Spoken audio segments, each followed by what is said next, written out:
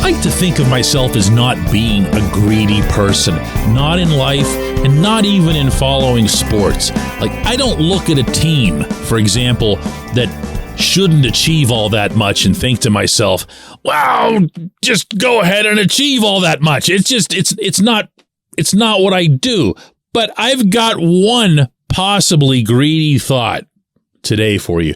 Good morning to you. Good Thursday morning. I'm Dejan Kovacevic of DK Pittsburgh Sports, and this is Daily Shot of Steelers. It comes your way bright and early every weekday. If you're into hockey and or baseball, I also offer daily shots of Penguins and Pirates where you found this. We are at the exact 2-week mark, 2 weeks out from the first actual on-the-field practice at training camp at St. Vincent College in Latrobe.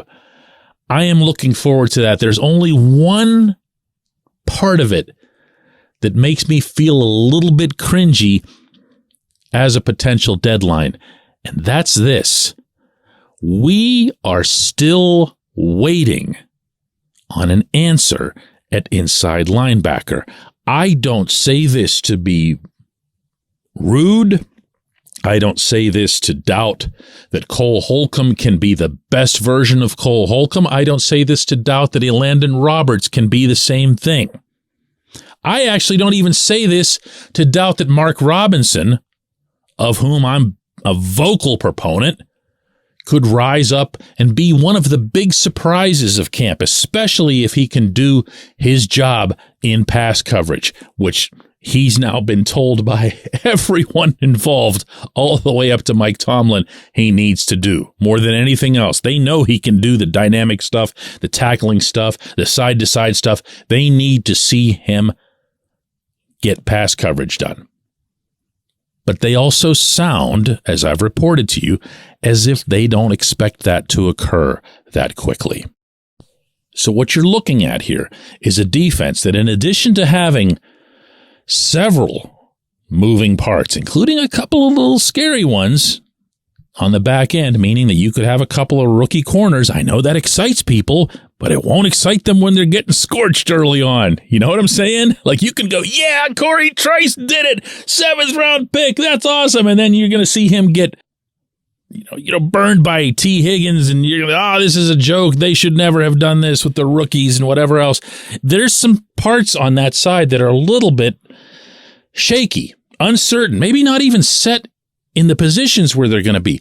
But you're still talking about a defense that's got TJ Watt, that's got Cam Hayward, that's got Minkah Fitzpatrick, that's got Patrick Peterson now, if not on the outside, then on the inside. You have people. You have to still piece them together. But even if you do, even if you succeed in all these other parts, the undeniable shortcoming of this defense is going to be at inside linebacker. Other teams will come into Acrisure Stadium with better inside linebackers, a better inside linebacking duo than what you've got. And that's going to happen everywhere you go on the road, too. There's a reason that the Steelers were recently graded as having the worst inside linebackers in the NFL. Again, that sounds really nasty, okay? But you do these rankings, and someone's going to finish 1 and someone's going to finish 32. And that's where the Steelers are. And I don't even know that I'm in a position to counter it. Because what are you going to say about either guy? All I've heard to date from the people who are, and I'm just talking about casual fans, right? Proponents of Holcomb and or Roberts is, well, they're an upgrade on Robert Spillane. Okay, great. That's the bar? No.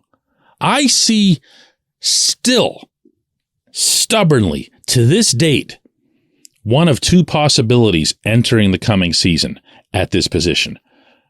One is that you're going to see a lot of the 3 safety set. And as a result, you're going to see a lot more of Keanu Neal than what most people might be expecting right now, because he can and does and has played close to the line of scrimmage. He loves it. He's a hitter. He's a tackler. He's built a little bit more solidly than most safeties are. He's got a little bit more bulk to him, I should say, up top. And in that event, you'd most likely have only one inside linebacker on the field anyway. But is that an answer? I don't know. 2 is that Omar Khan's going to go sign somebody.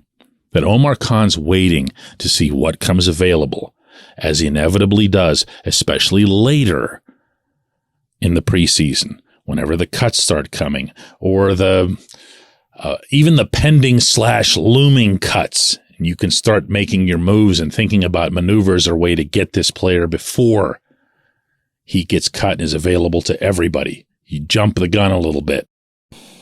That's still my hope. And I'm going to repeat, I don't mean this as disrespect for the players that the Steelers acquired.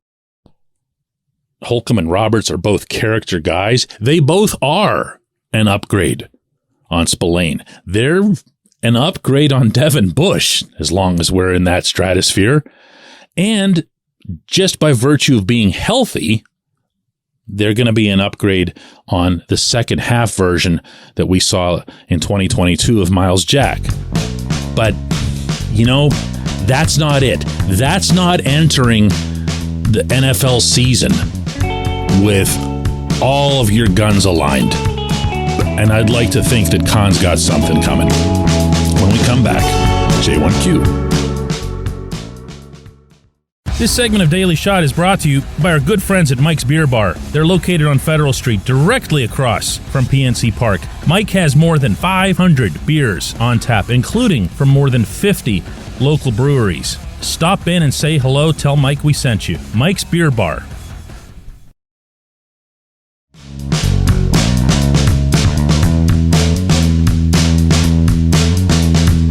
Today's J1Q comes from Pete, and I just want to say before I read what he's got here that one of the cool things about the growth of this show and the more people that we reach, the more we're going to hear back about ideas that can be challenged, facts that can be challenged, and some stuff that's kind of in between.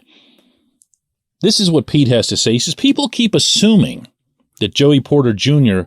was picked with the number 32 overall pick. This came up on yesterday's show. He wasn't. The NFL was very careful to state through the draft, all through the draft, that the Dolphins had forfeited the use of their pick, not that the pick had ceased to exist in the order of the draft. So meaning the Dolphins, this is me now, the Dolphins were supposed to pick at 21 overall. The Dolphins lose their pick, but the NFL never announced the 22nd pick as being the 21st, even though it actually was. Continuing with Pete here, he says, so Porter was selected with pick number 33, which happened to be the 32nd pick in the order due to the forfeiture, but it still remained pick number 33. And yes, it's a fine point, but it's bound by the CBA and the draft rules, and contracts and agreements revolve around such fine points. If we look back to that moment of the draft, in fact, when Joey Jr. was being mentored by his father, meaning day one, Joey Jr. was upset because he'd fallen to the second round with all of the financial consequences for his starting salary and signing bonus. Okay, this is me again now.